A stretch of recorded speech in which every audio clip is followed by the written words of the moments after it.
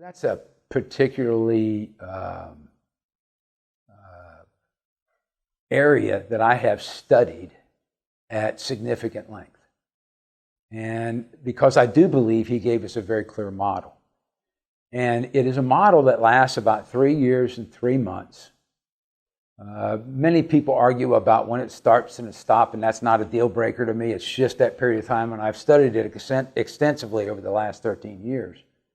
And what I've found is that there's a very clear example. First of all, it's the period of selection, which we've talked about, that Jesus took a long time in selection.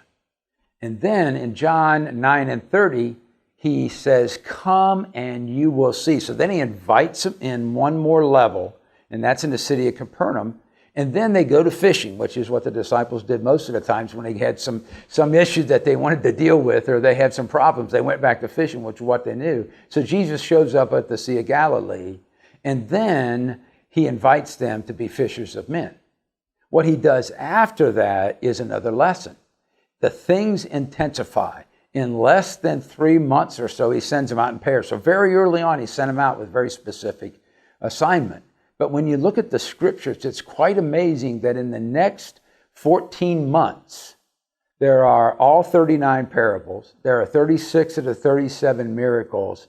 The Sermon on the Mount, which is Matthew 5 through 7, as well as the Bread of Life sermon and on. So he had a very intense period of time of which he put 10 themes into the life of a disciple. So it gives us the themes.